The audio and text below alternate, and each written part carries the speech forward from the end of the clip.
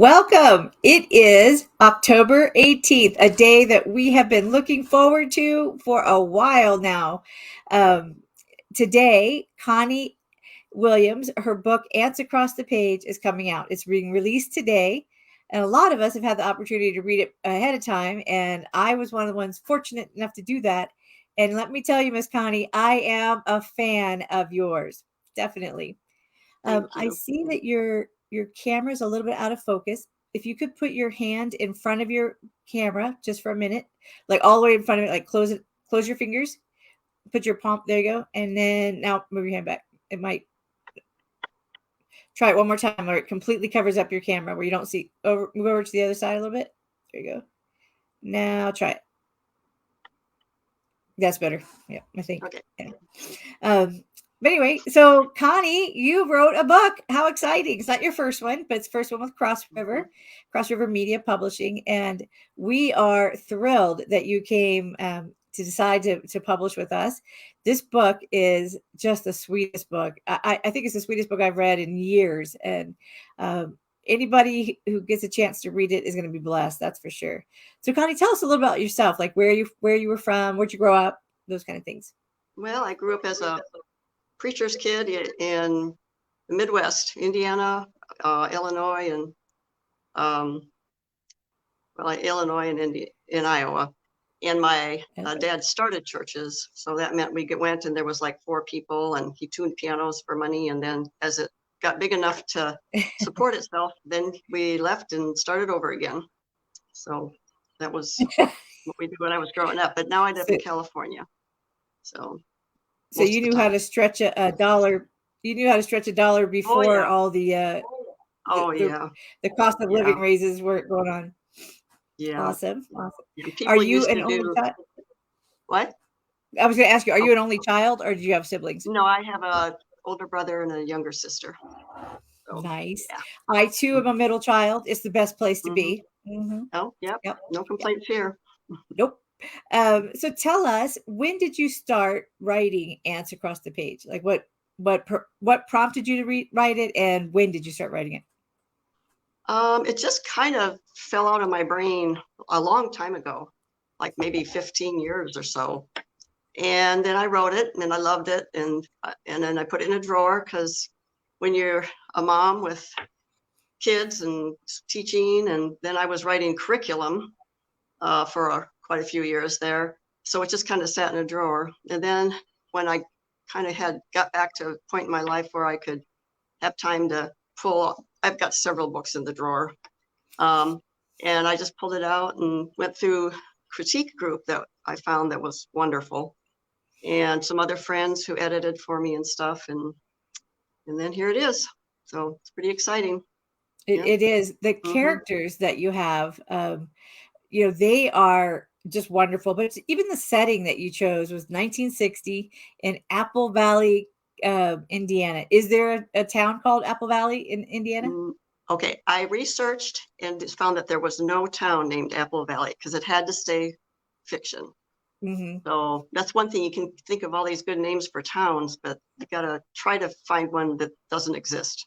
So it's actually based kind of in the years that I was living along the Mississippi River in Iowa. And the farm that is set at is across the river in Fulton, Illinois. This old farmer that came to our church and his wife, and they kind of let me come to their house and spend Sunday afternoons and help them milk the cows and stuff like that. And it was just a great setting for my life when I was a kid. So were you Elizabeth in the story? No. No. Elizabeth is kind of a composite of some of my quirky students. I love that. Yeah, she's one of my favorite characters. And Lucas is kind of a composite of some of my struggling students. Just his I don't know, just the way he is. A lot of kids like him. Yeah. So yeah. So did you what you taught for 30 years, right? Yeah. What did you teach? Were you elementary teaching, or what grades did you teach? Basically 3rd through 5th were the years that I taught. So When would you say that the school system started recognizing that dyslexia was a problem, a real thing? Because it seems like in 1960 they weren't aware, according to the no, book. no kids. I remember children in my classroom when I was in 5th grade, and they were just the ones that that were like the slow ones, or nobody tried to figure out remediation for them or anything. They just kind of plodded along, and I think they felt stupid. Mm, And I was in the middle somewhere, and there were some areas where I was very flawed too. Um, Mostly mine was attention and focus issues. But I don't know. As I taught, we became more and more aware of that. And we did a lot of, in the 90s, we went to a lot of like seminars and things, and learned about dyslexia and ADHD and all that, because people were starting to recognize it more, and offering ways to help them. So I had a teacher that taught those kids who struggled. I always had just a regular classroom, but of course, as any teacher knows, you have different areas of levels of learning. right. And it seemed like the ones that struggled were the ones that I loved. Their little victories were Mhm. awesome. And the teacher across the hall from me just worked with kids with special needs. So she walked with me through all my teaching. Well, actually, there was 2 people like that. And we just kind of worked together, and we went to all of the seminars and things that we could get our hands on, and learned a lot, and then tried things. And if they worked, we kept doing them. And if they didn't work, we said, okay, that didn't work. We learned something Yeah, today, and moved on. that's So, awesome. That's yeah. awesome. What do you think made you so aware, like of those children? Do you think it was your own struggles? You said in some areas that you were more aware of Um, those children. I never felt like I had any struggles. And Mm, that's one of the things kids who have struggles don't realize that, that other people are different than them. right. I actually went to a seminar when I was like in my 30s, and it's on ADHD, and I just started looking around the room thinking, you mean other people aren't like this? And that it actually, in a way, it set me free, because I always felt like I was being bad when I wasn't sitting in a chair for Yeah. church Mm, and holding still, and my mind was off somewhere else when I was supposed to be focusing and all those things. mm, And so I kind of learned to build things into my life where I can kind of just, you know, my brain's goodbye. And I go for lots of walks, let my mind be free and things like that. It's good. And yeah, there was a little club we had at my church called Joy Club after school, that was memorizing Bible verses and hearing a story and singing. And I always hated Joy Club because I'd already sat all through school, and I was the pastor's daughter. I should probably go to Joy Club. And one day my mom said, why don't you would you like to just stay home and peel potatoes instead of going to a Joy Club? And I said, okay. I think she was going to try to teach me a lesson, but I was sitting out on the porch, with nice breezes and birds singing, and I was doing this tactile activity, peeling potatoes, and I was so happy. I could hear the Yeah, little voices coming from the church next door singing the Joy Club song, and my nice. mother came out and she said, "This isn't a very good punishment, is it?" I went, "No." But anyway, she said, "Since you're the pastor's daughter, it probably would be a good idea for you to go to Joy Club, even though you don't enjoy it." Yeah. And part of that was that if you learned 100 Bible verses, you could go to camp free. And I have a real hard time with memorization. Yeah. And so I felt stupid, and I felt bad, like I wasn't being a Yeah. good kid and stuff like that. So that when I grew up and learned about it and learned some ways to help myself and to not feel guilty if I play the piano in Sunday morning, we practice for an hour, go to Sunday school, go to church.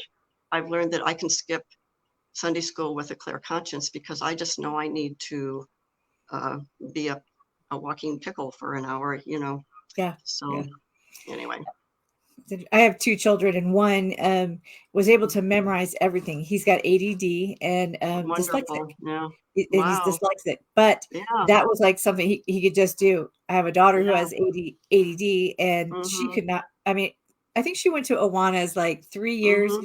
and learned maybe Uh-huh. one or two verses. I mean, it Yeah. was a struggle for her. She did not like Yeah. it.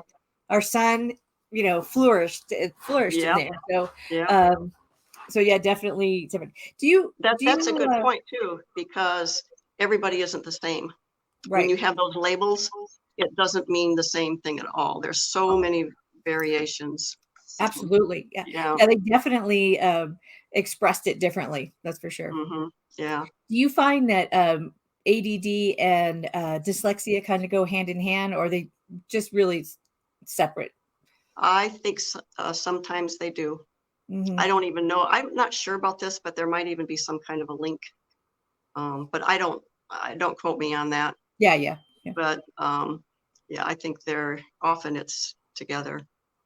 I love the journey that Luke takes through the book. He's got ADD, he's dyslexic, and really struggles with that feeling like he's not as smart as the other kids throughout the book. And I love when he gets that moment of, wait, it doesn't do like this for everybody else, when he's reading. And I don't Right. want to give it away, but just such a neat moment that I think you expressed it so well that maybe other people don't always get to know that side of it. They don't, like you said, you felt like you weren't as smart or whatever until you found out that, oh, there's other people that have the same problem when you're in your 30s. Fortunately for him, he found out in fifth grade because of Maggie. And talking about Maggie, how did you decide to bring Maggie into the story? Well, I wrote the book first as a children's book, and then what my critique group said, this could be a romance. I went, really? Um, but it's kind of not really like a romance. Yeah, but it does have just this much romance in it, Yeah. if you can call it that. But no, she was just a character that happened. I don't know. Yeah. Sometimes you introduce somebody into a book and they kind of take over, and that's their Yep. personality, and away they go. That's kind of So how she did in the story too, didn't she? yeah, She got yeah, introduced and she cleaned up those boys, which was yeah. pretty cool. One of my favorite lines in the book is Dad bought another woman, that Luke says when he first sees Maggie. I just thought that was hilarious. There are so many moments in the book where you're laughing, you're tearful. Just I found myself smiling as I read the book too, which was neat. Mm, Love the whole story of little Alice, of Maggie's daughter Alice when she comes along. Just a sweet, sweet story. mm. So, what do you think will be your next project? I'm assuming there's going to be a next project. Well, I've got one that it's almost done. It's actually Civil War. Somebody um, who I don't want to give anything away, but she has to escape by the way of the Underground Railroad, Oh, and wow. well, she murders her husband.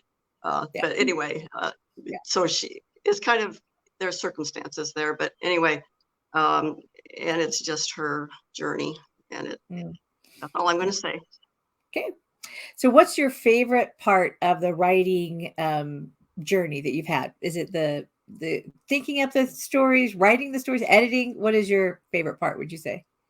I'd say the characters are my favorite part, really, Hmm. because they're people. Yeah. Um, and I think when you first get it going and it just kind of pours out of your brain and it lands on the page like slop, Yeah. but it's just so fun. And then the part I like the least is the part where you have to clean up the slop, you know. But but sometimes it's a long journey. I like Charles Dickens wrote his books like he wrote one chapter and it was published in a it was like a serial, and Mhm. then he wrote the next chapter and it was published. I could never do that because I have to go back to the beginning and change things uh, that affect where I am now. It's like Right. it's not sequential, and so it's kind of not a way I would advise to write a story. Hmm. Some people like they do an outline and then they follow it and everything, and I've tried that, and then sometimes some character gets in there that won't follow the outline. Yeah. So yeah, it, Those but Maggies. yeah, but so I enjoy the characters, and there's been some times in my writing life where I've just kind of woke up in the middle of the night with a thought that is great. And I just think the Lord just every once in a while just gives you something. And Yeah. I have a little paper and pencil by my bed, and I write it down. And then the next day I look at it, and sometimes it's gibberish, and sometimes it's something really good that I use. So That's that's, awesome. yeah. I loved how you shared the gospel in the book.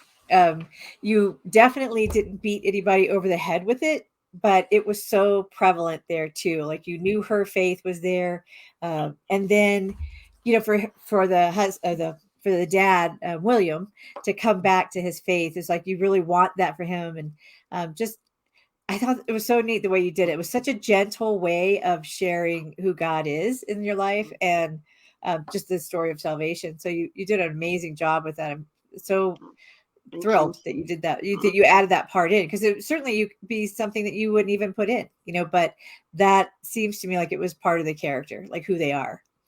Yeah. Well, that's part of the purpose. Yeah. Right. It gives you writing purpose.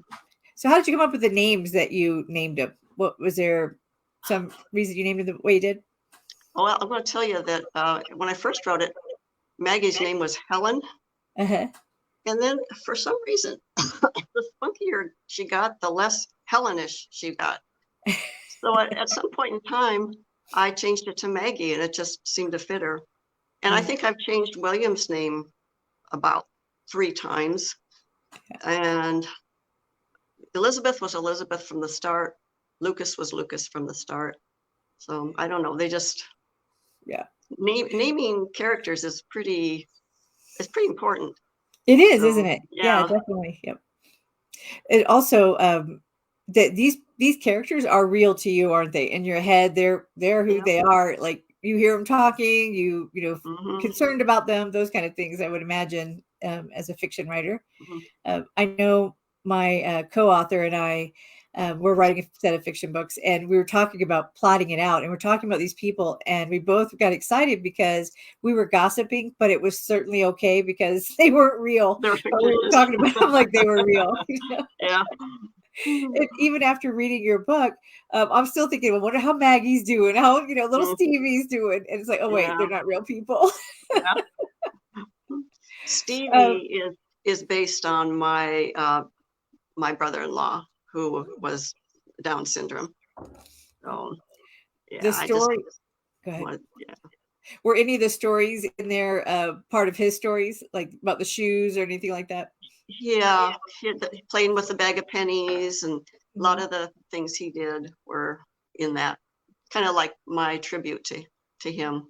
That's awesome. That's awesome. Yeah, Stevie is a very lovable character in the book. I mean, they all are, but except for that mean teacher until she, maybe she'll turn around. We'll see. But I just think that teacher too, for the time, just didn't understand what he was going through. So that was kind of neat that you put that in there. I'm trying to think, what would you want your author? What authors do you? Oh, what authors? I've got a question from Julie.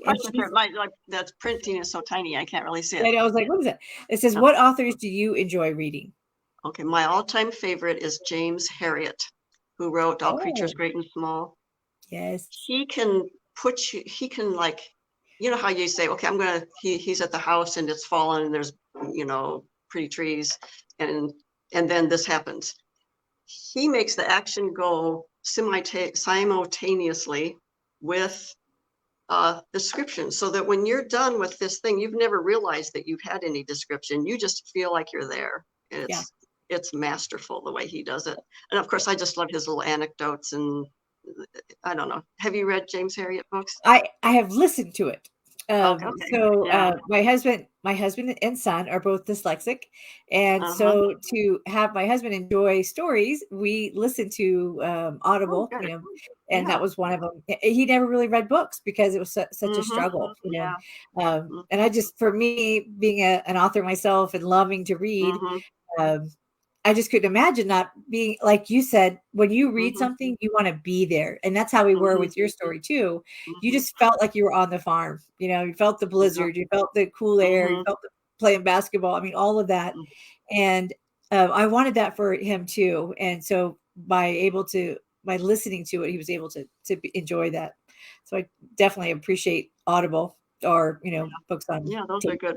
We've used those when we travel. Enjoy them. Yep. John Yeah. Grisham books and stuff. Yeah. Um, Lori Ann Wood has a question. She says, "Love your perspective as a child and as a teacher. Were you a writer as a child?" In 5th grade, our teacher did pen name stories where you wrote under an anonymous pen name. And every Friday in the afternoon, she would sit down with the pen name stories and she would read them to us, all of the kids' stories. And she used her best expression and she laughed at the funny parts, and nobody knew who wrote each story. And then she'd say, this was written by, my pen name was Jeremy Glue Bottle. I don't know where that came from. But anyway, and then after a while you would change to a different name, and that just sitting quietly, listening, just looking around at other people, listening to your story, that just really ministered to my heart. And Yeah, I guess that's what started me. And then I did pen name stories with my classes every year I taught. that's And awesome. yeah, it's one I'd of my never heard favorite of that, things. but that's such a good little Well, tool it, to it use. sets you free. You can try stuff. You can try Exactly. to be funny or Yep. corny or whatever, and Yeah. nobody knows it's you. So if it falls flat, then Mm. oh, okay, that doesn't work. So, but Yeah, yeah, that that's awesome. started me. Well, I know that we have a giveaway, so at some point we will pull a name, and our people in the in the back, our people, I say, will let us know who that is, and we will announce it. Okay, What is your first giveaway, Miss Connie? I don't know. I got Oh, three. I guess. How just about pick in? one. Yeah, I know what they are. I just didn't know what yeah, order. yeah. No, Well, okay. how about the hardback or the paperback? Uh, well, okay. My giveaways are all where you can go to the CrossRiver Media catalog and just pick a book. Doesn't have to be mine. It can be mine, but it can be anybody's. So anyway, there's fiction and nonfiction and some really nice books there. I've enjoyed the ones I've read so far. Some nice choices. Anyway, um, they can choose one from the catalog online and then receive a paperback book. Oh, a paperback. Okay. Mhm.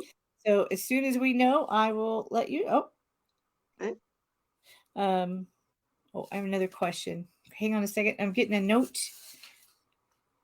Okay. All right. Carol Curlis. Is that Oh, sound right? Do you know Carol yes, Curlis? yes. You are the winner. Yay, Carol. Nice. Oh, she is Um, one of my best editors ever. She's amazing. She awesome. helps me. Yeah. We cannot be writers without editors, can we? Oh my goodness. She's great. Yeah. And especially like even if you're really good at editing, you still miss things when you've looked at it 100 Yeah. times, before. So, Yeah. Yeah. so do you have Carol's contact information so we can send it to her? Me? Do you have her contact information already, Connie? Yeah. Okay, so we don't need to get it from her. Well, congratulations, Carol. Way to go. It's awesome. I was trying to think what other question I was going to ask you. Oh, so a lot of times people want to know, do you have a particular snack or drink that you have to have while you're writing? I always have to have water because I'm thirsty all the time. Oh, Uh, I mean, just my favorite snack in the world is chocolate chip cookies, probably, or ice cream. But I oh. don't usually, or carrots and dip. I don't know. There's no one thing. It's just food. Yeah, I Just love food, huh? food. Mhm. Where do you like to write at? Where typically are you writing? Do you write by hand? Do you write on a computer? What is your way of writing? I used to write by hand before I had a computer, but now a computer is wonderful Yeah, because you can erase and fix and change. And no, yeah. I love my computer. And Where do you typically do it? I'm sorry. right now, normally at home I have an office, but I'm in Ohio right now, and we've been here for several months. We are in a little house that has no Wi-Fi, and my son lives next door, and they have Wi-Fi. That's where I am right now.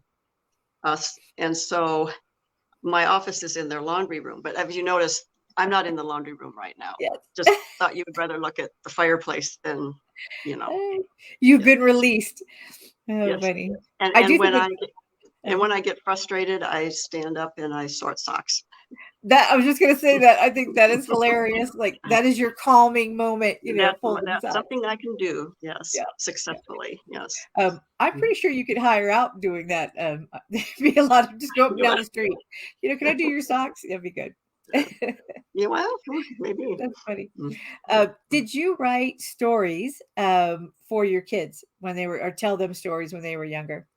Nope. Nope. No, no. I mean, We I had a read question. books.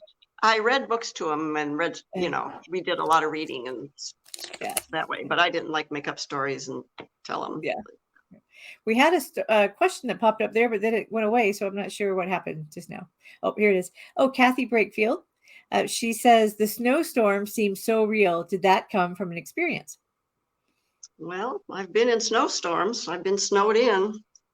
So lived in Wow. near Chicago for quite a few years, and boy, did they get it good there with lots of wind. Yeah, it was So definitely very real. Like, when you, yeah, just yeah, I just couldn't even imagine like not being able to mm, see. I haven't been in that kind of snow, so yeah, reading it's it, like, scary. wow. Yeah. Yeah, definitely, definitely. Great question, Catherine. Thank you. Trying to think of something else to ask you. So, Steve, we talked about Stevie. We talked about Maggie. Um, what what do you think? Why do you think you put Elizabeth in the story instead of having just not even having her in there? What made you decide to do that? Um, I mentioned her in an early part where he was reading and he's stumbling and he decided to go to the office, which is very common. I don't feel good. It means I can't Oh, read this. It's too hard. I need to get out of here. But they say I don't feel good. So they go to the office. And while he leaves, he hears her reading like smooth as a whistle. mm, And later on, for some reason, I just thought, you know what? She's a real contrast to him. They're right. opposites. Yep. She's good at some things and he's bad at those things. And Yeah. she's bad at some things. And, so I liked the contrast. And I just I pictured one of my students who her name wasn't Elizabeth.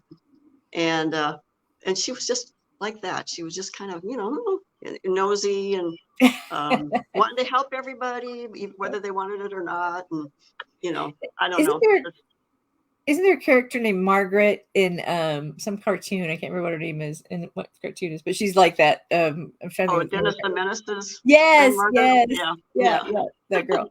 I kind yeah. of pictured her when I was Hmm. reading about Elizabeth. I was like, yeah, Yeah. that kind of sounds like her. Hmm. But Yeah. I like their relationship as it develops. It's really sweet that relationship, even though she still irritates him all the way through. But Yeah, she uh, likes to fix people, and yeah, that's just like yeah, the worst possible kind of a friend to have. But yeah, anyway, yeah. yeah. So I was going to ask you. Oh, Tammy says your book has been described as an engaging and heartwarming. Why do you think your book is resonating with readers so well? Hmm. I don't know. Well, I know that as I wrote it and I fell in love with the characters, that there were parts that, well, I like to write funny things too and goofy things, and I just Yeah, was free with that in this book. But also just the heartwarming stuff. I don't know. I just think the Lord gave me some ideas there yeah. that I liked. So I guess I other think people are responding to that. So that's really neat. um, I think that we hunger for that these days. Hmm. Just that Yeah. sweet moment. Those sweet moments are gone. For the Hmm. most part, and so to have that, be able to step out of time and have a little Hmm. escapism back to 1960, it's kind of Yeah. sweet. Um, Kathy Brakefield says, "What was the hardest part of writing this book?" I think just editing. Editing is decisions, and I have I struggle with making decisions.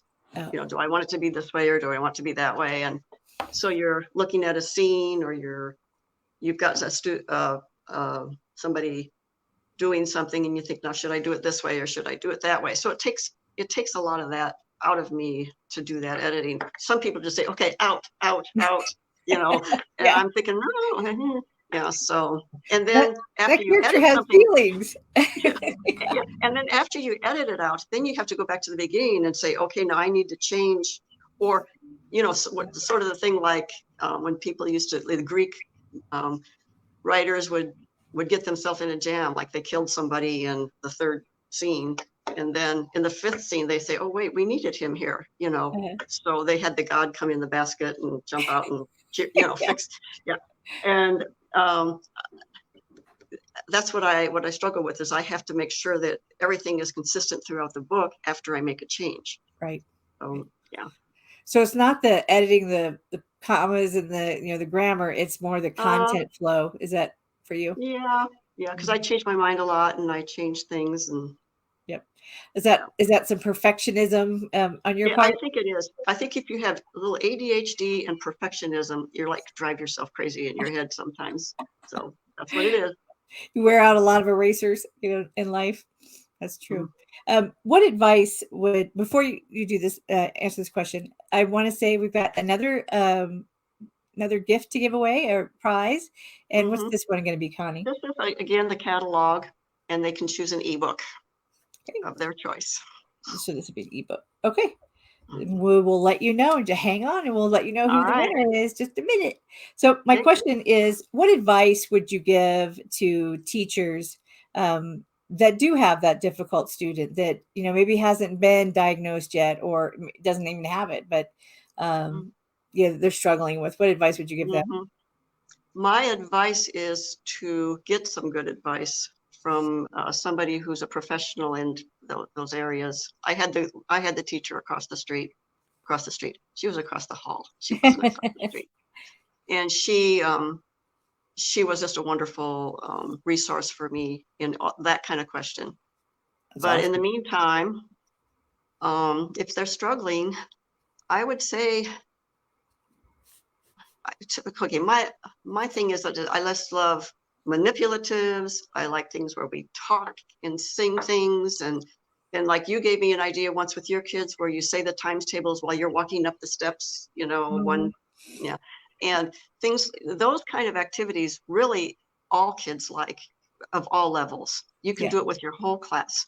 There was one thing that I like to do at the end of the day is for our science lesson, they all had paper and pencil in front of them and colored pencils, and I just read to them, and they Mhm. just drew to go with whatever we were talking about, and it relaxed them, and they weren't struggling through the words on the page or listening to Yeah. another kid struggle through them. Yeah. And at the end, I mean, and while they were drawing, they were thinking about it. They were asking questions, and we were discussing. And then we got through the whole thing, and what they had at the end was maybe a diagram of something with labels that they could use for a study guide or something. Yeah. Yeah. So there's little things um, that you can work into your teaching that um, that make it so that kids of the different levels can all do the same thing at the same time and And not feel that's like they're yeah. struggling and stuff. And if you're reading it, we're not worrying about how to pronounce the words on the page. We're just Exactly. listening. Yeah. Yeah. My son, we homeschooled for 10 years, my son and my daughter. Hmm.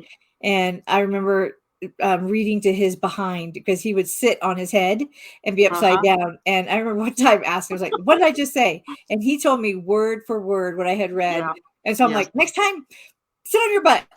Yeah. So, I mean, well, how can you complain if they're actually learning it? Doesn't matter what position they're That's in, right. Yep. but Yep. it is a little hard sometimes to Yeah. manage Yeah. that, especially I Yeah. guess in a classroom. Yeah. And some kids like to stand up while they're working. Yeah. But if you put them on an outside edge of your room, Yeah. let them stand up, Yeah. then they're not blocking anybody or anything. Yeah. So just My little things. our daughter, when she went to second grade, she went to public school in second grade, and her teachers were all like, she likes to stand up. I'm like, okay, Hmm. but I don't know why she does it, but okay. But anyway, Yeah. so There's a, our winner oh, is okay. for the ebook choice is Julie. Okay, Julie, this is a challenge on your last name, Julie Buckton-Kirk. Buckton-Kirk. You know your name. Okay. I have her contact information, Connie, so we'll get a Oh, hold of good. her. Well, thank Uh, you. yeah. Yay. Yay, Mhm. Julie. Good job, Yep. Julie. Mm-hmm. Oh, Lorianne says that she loves your title and your cover. Oh, yeah. Oh, Can you show us your book? oh, You yeah, have a copy of it? I do. It has Ants ants Across. on it. Yep. And The ant. inside there's ants too. Yeah. See, Um, look, there's an ant. Let's see, how can I do this? oh, there There's a little ant there it between is the right little there. paragraph sections. So, yeah. No. Yep. And then on And the it's back, funny looks like because when you're reading it, you're trying to brush off the ant. You know, it's like what's the ant doing yeah. on the page? Yeah. Too funny. Mhm. I don't have any other question. Oh wait, one more. How do you hope to help? Who do you hope to help getting it in the classroom? If you get the story into the classrooms, who would you hope to help? Um, well, the teacher, I guess. I'm not sure I understand the question. I think just the story itself, like who do you think will be enlightened by that story? You know, who's gonna I, well, benefit? my target audience is teachers and parents and Okay. homeschool parents, Mhm. because they're the ones that are in the trenches. You know, they're seeing the little ones with their heads down. Okay. Um, Another thing that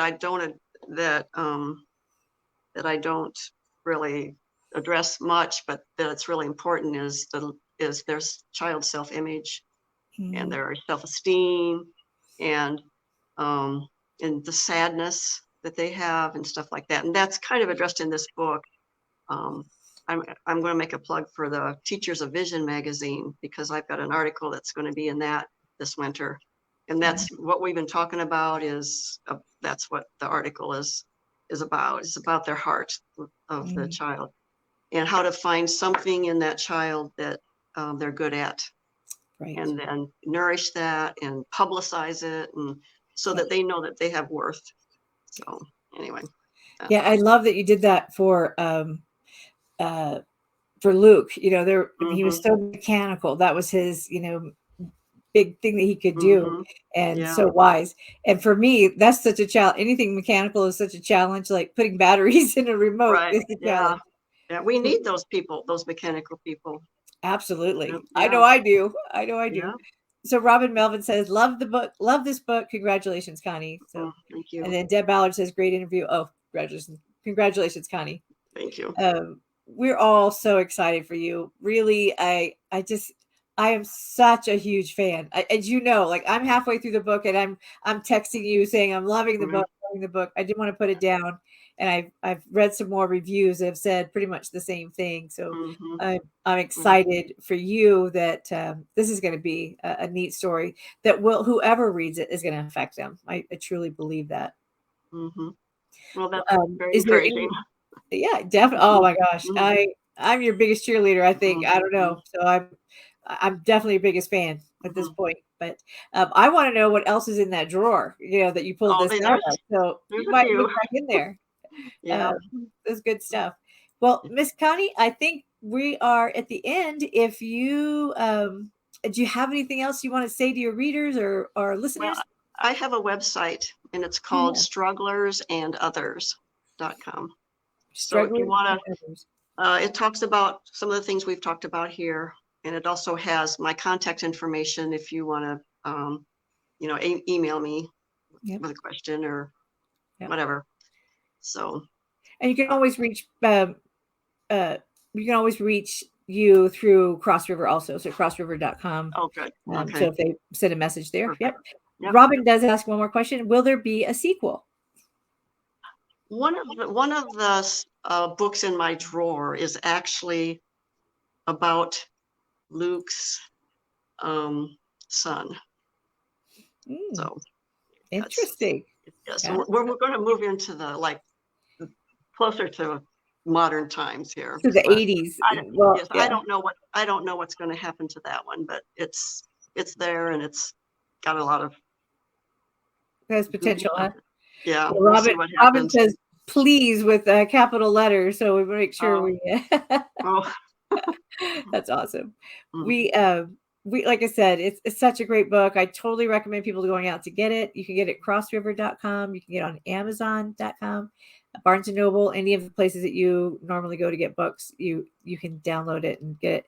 There's a printed copy and there's also the digital. So we are thrilled for you and for kids that are going to get help because of this, for the parents and the teachers that are going to have a resource to read and maybe understand just a little bit more what the child goes through. So thank you for the story, and thank you for your willingness just to write that journey and write it in a way that we all just love, that we fall in love with these characters. So Thank you. yeah, well, thank you. We will see you at your sequel. Okay. Thanks, Connie. All right. Thank you so much. Bye-bye. Bye.